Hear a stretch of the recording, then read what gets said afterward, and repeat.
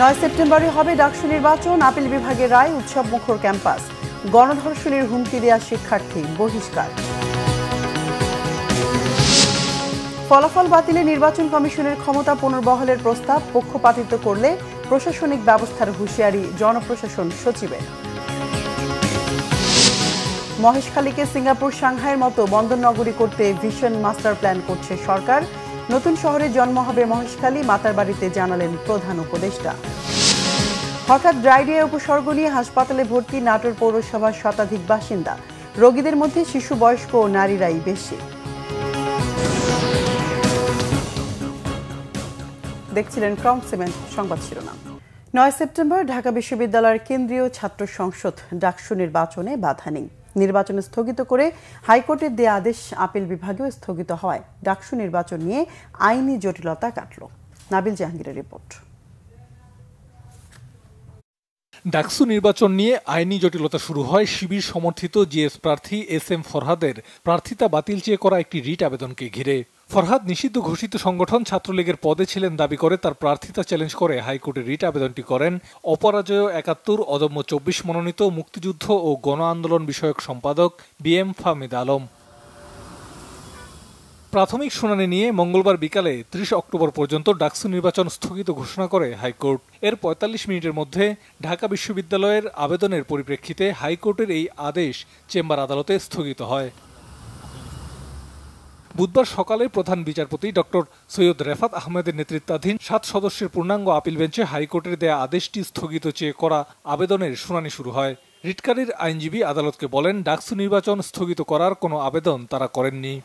সাবমিশনের প্রথমেই এটা আমি বলেছিলাম যে ডাকসুর ইলেকশন স্থগিত হবে, এটা আমরা চাইনি। শুধুমাত্র একটাই বিষয়, SM ফরহাদ বিবেচ্য বিষয় নয়। বিবেচ্য বিষয় হচ্ছে যে কেউ যেন নিষিদ্ধ ঘোষিত ছাত্রলীগের নির্বাচনে অংশ নিতে পারে। পরে ৩০ অক্টোবর পর্যন্ত হাইকোর্টের দেয়া আদেশ স্থগিত ঘোষণা করে আপিল বিভাগ। হাইকোর্ট বিভাগ যে ডাকসু নির্বাচনের উপর স্থগিতাদেশ দিয়েছিলেন, এটি অনারেবল জাজ ইন চেম্বার স্টে করে দিয়েছিলেন। আজকে বাংলাদেশের সর্বোচ্চ আদালত হাইকোর্ট ডিভিশনের আদেশের উপর স্থগিতাদেশ দিয়েছেন। বলেছি যে আসলে কখনোই উনি কোনোদিন ওই নিষিদ্ধ সংগঠনের সাথে জড়িত ছিলেন না। আদালত আমাদের এই বক্তব্য গ্রহণ করেছেন এবং আদালতের কাছে আমরা আবেদন করেছি এইগুলো বিষয়গুলো মোটামুটি ডিসপিউটেড কোয়েশ্চেন অফ ফ্যাক্ট এবং রিট পিটিশনটাই রক্ষণীয় না, এখানে রুলই ইস্যু হয় না। ফরহাদের প্রার্থিতা বাতিল চেয়ে হাইকোর্টে করা রিট আবেদনটির পরবর্তী শুনানি ৩০ অক্টোবর। নাবিল জাহাঙ্গীর, বাংলা ভিশন, ঢাকা। এদিকে ডাকসু নির্বাচনে প্রচার প্রচারণা চলছে। নির্বাচনকে ঘিরে উৎসব মুখর ক্যাম্পাস। ডাকসু নির্বাচন ইস্যুতে বুধবার chief returning officer doctor Mohammad জসিমউদ্দিনের সঙ্গে বৈঠক করে ছাত্রদল। প্রায় ঘণ্টাখানেক এই বৈঠক অনুষ্ঠিত হয়। ছাত্রদলের পক্ষ থেকে বলা হয়, 9 সেপ্টেম্বর ডাকসু নির্বাচন সুষ্ঠু, নিরপেক্ষ ও অংশগ্রহণমূলক করতে হবে। সব শিক্ষার্থী যেন ভোট দিতে পারে সে পরিবেশ নিশ্চিত করতে হবে। এদিকে নির্বাচন সামনে রেখে সকাল সন্ধ্যা হলে হলে প্রচার প্রচারণা চালাচ্ছেন ভিপি, GS, AGS সহ বিভিন্ন পদপ্রার্থীরা।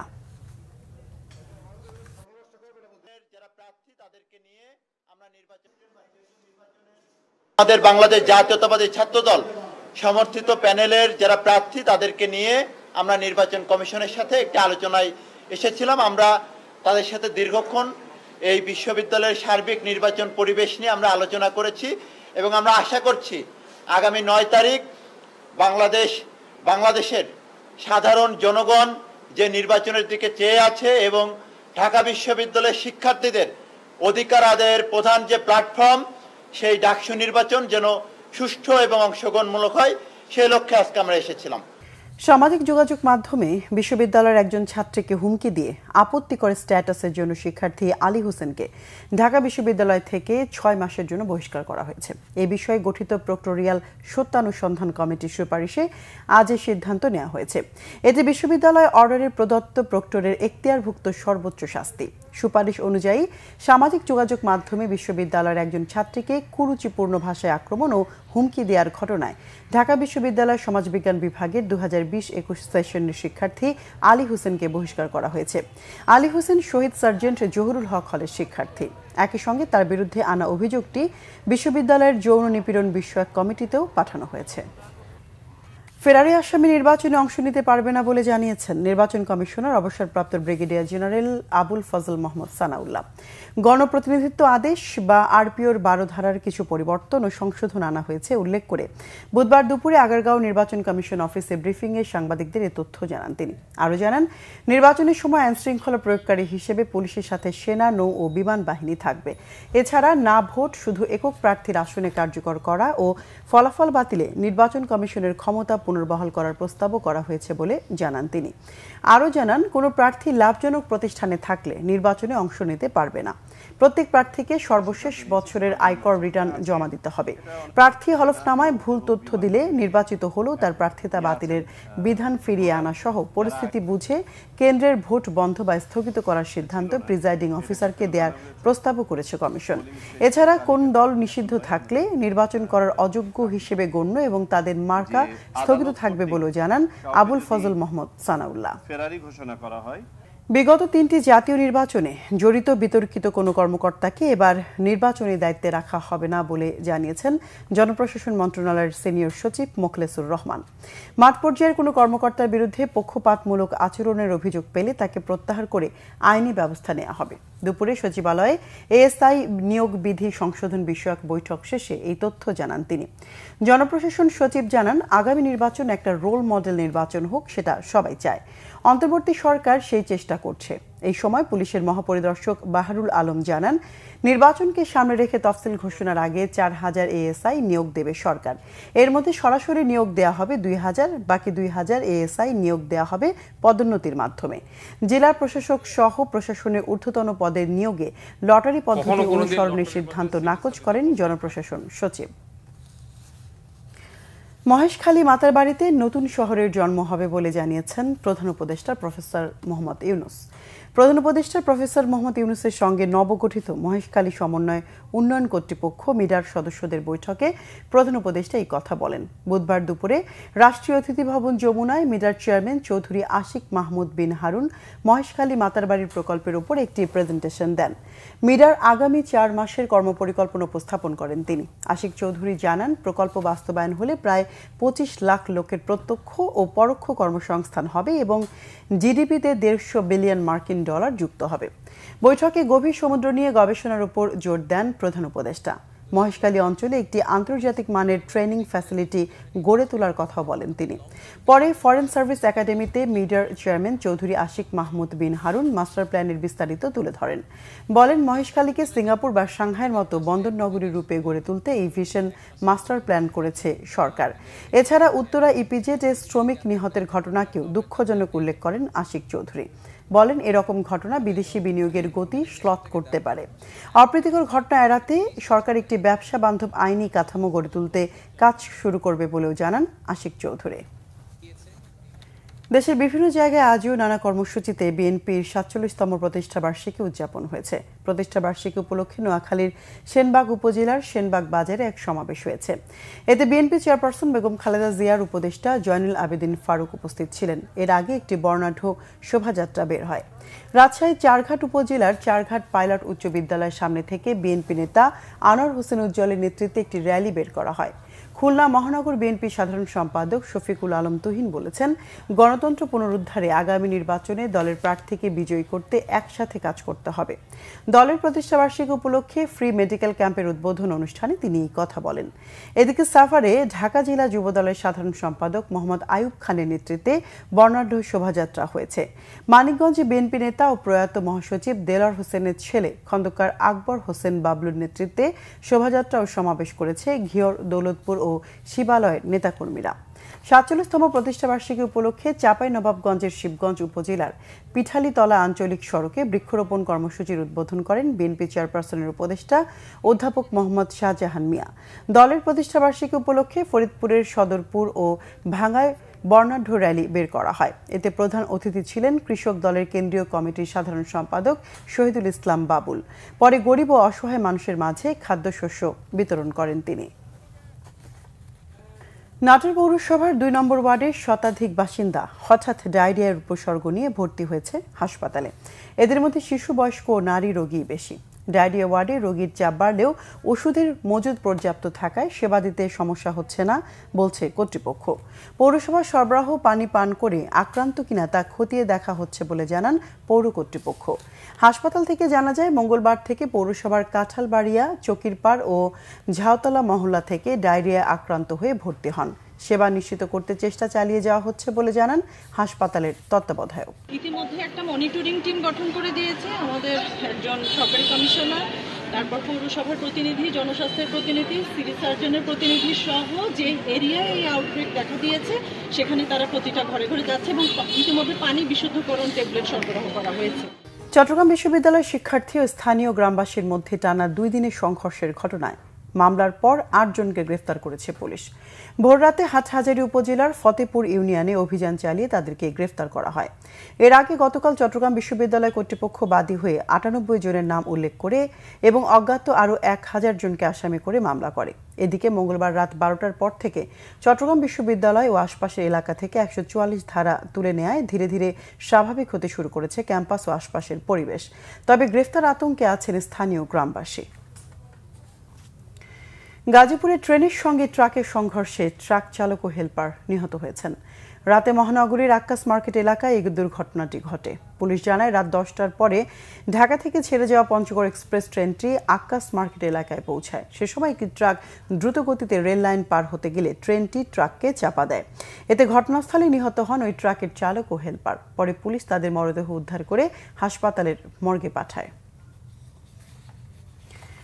টানা তৃতীয় দিনের মতো কক্সবাজারের বাঁকখালী নদী দখল ও ভরাট করে গড়ে ওঠা স্থাপনা উচ্ছেদ অভিযান অব্যাহত রেখেছে প্রশাসন। এ সময় দখলদাররা বাধা দেওয়ার চেষ্টা করলে আইনশৃঙ্খলা বাহিনী দৃঢ় অবস্থান নেয়। ফলে দুই পক্ষের মুখোমুখি অবস্থানে ধাওয়া পাল্টা ধাওয়া চলে। অভিযানকালে কক্সবাজারের পৌরসভা সংলগ্ন বিভিন্ন স্থানে নদীর ভরাট অংশে নির্মিত দোকানপাট, বসতবাড়ি ও ব্যবসায়িক স্থাপনা ভাঙতে গেলে দখলদাররা ক্ষিপ্ত হয়ে ওঠে। স্থানীয় প্রভাবশালীদের মদদে শত শত লোক নদীর তীরে জড়ো হয়ে প্রশাসনের কাজে বাধা দেওয়ার চেষ্টা করে। সেনাবাহিনী, বিজিবি ও পুলিশের কড়া অবস্থান ও অতিরিক্ত বাহিনী মোতায়েনের কারণে পরিস্থিতি নিয়ন্ত্রণে আসে। অভিযান পরিচালনাকারী নির্বাহী ম্যাজিস্ট্রেট জানান, হাইকোর্টের নির্দেশ অনুযায়ী নদীর ভরাট অংশে যেসব অবৈধ স্থাপনা রয়েছে তা পর্যায়ক্রমে উচ্ছেদ করা হবে। প্রশাসনের কাজে কেউ বাধা দিলে আইনগত ব্যবস্থা নেওয়া হবে বলেও জানান তিনি। আগস্ট মাসে নিউমোরিং কন্টেইনার টার্মিনাল এনসিটিতে 1,22,517 একক কন্টেইনার হ্যান্ডলিং করে রেকর্ড করেছে চট্টগ্রাম বন্দর। এ সময় মোট 75,587টি কন্টেইনার হ্যান্ডলিং করা হয়। দুপুরে চট্টগ্রাম বন্দরে আয়োজিত সংবাদ সম্মেলনে এই কথা জানান এনসিটির chief operating officer captain Mohammad Zahid Hossain. এ সময় তিনি জানান, গত বছর আগস্টে এই টার্মিনালে কন্টেইনার হ্যান্ডলিং হয়েছিল 96,000। সেই হিসেবে গত বছরের আগস্টের তুলনায় কন্টেইনার হ্যান্ডলিং বেড়েছে প্রায় 27.6%। কন্টেইনার হ্যান্ডলিংয়ে প্রতিষ্ঠানটি আগস্ট মাসে পরপর 2টি মাইল ফলক অর্জন করে। গেল 31 আগস্ট এনসিটিতে একদিনে 5,061 একক কন্টেইনার হ্যান্ডলিং করে নতুন রেকর্ড গড়ে সিডিডিএল। আগামী 6 মাসের মধ্যে চট্টগ্রাম বন্দরের বার্ষিক কন্টেইনার হ্যান্ডলিং সক্ষমতা 3.3 মিলিয়ন থেকে 3.5 মিলিয়নে উন্নীত হবে বলে আশা করা হচ্ছে বলে জানান এনসিটির চিফ অপারেটিং অফিসার। দেশের বিভিন্ন জায়গার আরও কিছু খবর নিয়ে একটি ডেস্ক রিপোর্ট দেখুন। নরসিংদীর চরাঞ্চল করিমপুরে জনসভা করেছে বিএনপি। এতে বক্তব্য রাখেন দলের যুগ্ম মহাসচিব ও জেলা বিএনপির সভাপতি খায়রুল কবির খোকন। পরে একটি র্যালি বের করে চরাঞ্চলের বিভিন্ন এলাকা ঘুরে আসে সমর্থকরা। খাগড়াছড়ির মাটিরাঙ্গা উপজেলা বিএনপির সাংগঠনিক সভা হয়েছে। মাটিরাঙ্গা দলীয় কার্যালয়ে দিনব্যাপী এ আয়োজনে বক্তব্য রাখেন দলের কেন্দ্রীয় কর্মসংস্থান বিষয়ক সহ সম্পাদক ওয়াদুদ ভুইয়া। জাতীয় আদিবাসী পরিষদের 32তম প্রতিষ্ঠা বার্ষিকী উপলক্ষে আলোচনা সভা হয়েছে বগুড়ায়। সংগঠনটির সভাপতি সন্তোষ সিং এর সভাপতিত্বে এতে প্রধান অতিথি ছিলেন বাংলাদেশ সমাজতান্ত্রিক দল বাসদ জেলা শাখার সভাপতি অ্যাডভোকেট সাইফুল ইসলাম পল্টু। আগামী 6 সেপ্টেম্বর পবিত্র ঈদে মিলাদুন্নবী সাল্লাল্লাহু আলাইহি ওয়াসাল্লামের জশ্নে জুলুসের প্রস্তুতি নিয়ে সংগঠনের কার্যালয়ে সংবাদ সম্মেলন করেছে আহলে সুন্নাত ওয়াল জামাত হবিগঞ্জ জেলা শাখা। এতে সংগঠনের সভাপতি আলহাজ মোহাম্মদ রইস মিয়া জানান, সেদিন শহরের চৌধুরী বাজার থেকে জশ্নে জুলুস অনুষ্ঠিত হবে। শান্তিপূর্ণভাবে তা পালনে সকলের সহযোগিতা চান তিনি। গোপালগঞ্জের প্রাথমিক বিদ্যালয়ের কৃতি 426 শিক্ষার্থীকে সংবর্ধনা ও শিক্ষা উপকরণ বিতরণ করা হয়েছে। জেলা শিল্পকলা একাডেমি মিলনায়তনে অনুষ্ঠানে প্রধান অতিথির বক্তব্য দেন জেলা প্রশাসক মোহাম্মদ কামরুজ্জামান। পেঁয়াজ সংরক্ষণে অভিযোজন প্রকল্পের আওতায় কৃষকদের হাতে কলমে প্রশিক্ষণ কর্মশালা হয়েছে কুষ্টিয়ায় খামারবাড়ি মিলনায়তনে। জেলা কৃষি সম্প্রসারণ অধিদপ্তরের উপপরিচালক কৃষিবিদ আব্দুল করিমের সভাপতিত্বে কর্মশালায় প্রধান অতিথি ছিলেন অতিরিক্ত পরিচালক কৃষিবিদ আলমগীর বিশ্বাস ও প্রকল্প পরিচালক কৃষিবিদ মাহফুজুর রহমান। মানিকগঞ্জের মহাদেবপুর বাজারে গ্রামীণ বাজার অবকাঠামো উন্নয়ন প্রকল্পের আওতায় নির্মিত দ্বিতল ভবনের দোকান বরাদ্দে অনিয়মের অভিযোগ এনে এর প্রতিবাদে মানববন্ধন ও প্রতিবাদ সমাবেশ করেছেন বাজারের ব্যবসায়ীরা। শিবালয় উপজেলার মহাদেবপুর বাজারে সকালে কর্মসূচি হয়। জেলা পর্যায়ের সুশীল সমাজের প্রতিনিধিদের সাথে মতবিনিময় সভা হয়েছে কুড়িগ্রামে। জেলা প্রশাসকের সম্মেলন কক্ষে সভায় সভাপতিত্ব করেন জেলা প্রশাসক সিফাত মেহরাজ। পাচারের ঝুঁকিতে থাকা শিশুদের সুরক্ষায় ময়মনসিংহে মতবিনিময় সভা হয়েছে। জেলা ও দায়রা জজ সম্মেলন কক্ষে জেলা লিগ্যাল এইড ও বেসরকারি উন্নয়ন সংগঠন রূপান্তরের যৌথ উদ্যোগে অনুষ্ঠিত সভায় প্রধান অতিথি ছিলেন জেলা ও দায়রা জজ ও জেলা লিগ্যাল এইড কমিটির সভাপতি মোহাম্মদ জাকির হোসেন। কক্সবাজার চার্জিং গ্যারেজ মালিকদের কমিটি গঠন উপলক্ষে সম্মেলন হয়েছে। শহরের অভিজাত হোটেলে জেলা স্বেচ্ছাসেবক দলের যুগ্ম আহ্বায়ক মোহাম্মদ জরিফ আলীর সভাপতিত্বে এতে প্রধান অতিথি ছিলেন কক্সবাজার পৌরসভার সাবেক মেয়র সরওয়ার কামাল। কৃষক বাঁচাও বসতবাড়ি, কৃষি জমি, খেলার মাঠ সহ গ্রাম বাঁচাও এই স্লোগানে মানববন্ধন হয়েছে নড়াইলে। আদালত সড়কে এর আয়োজন করে লোহাগড়ার ঘাগা কোটাকল গ্রামের সাধারণ জনগণ। টাঙ্গাইলের প্রত্নতাত্ত্বিক ঐতিহ্য রক্ষা, খাল বিল জলাধার দূষণ ও দখলমুক্ত করার দাবিতে মানববন্ধন করেছে নাগরিক অধিকার সুরক্ষা কমিটি। শহরের নিরালা মোড়ে এই কর্মসূচি হয়।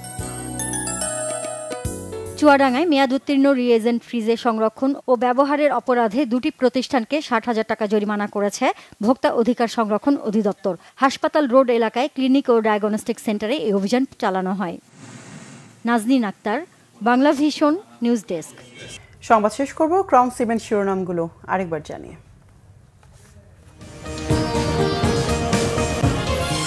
9 সেপ্টেম্বরই হবে ডাকসু নির্বাচন, আপিল বিভাগের রায়, উৎসব মুখর ক্যাম্পাস, গণধর্ষণের হুমকি দেয়া শিক্ষার্থী বহিষ্কার।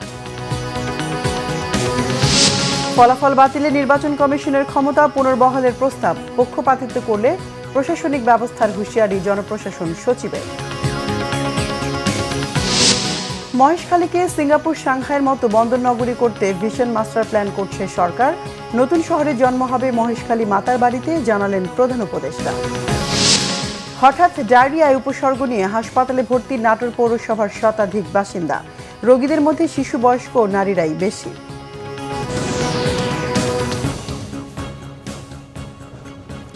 দর্শক, এ ছিল এখনকার মতো। পরের সংবাদ সন্ধ্যা 7:30টায় দেখার আমন্ত্রণ রইল।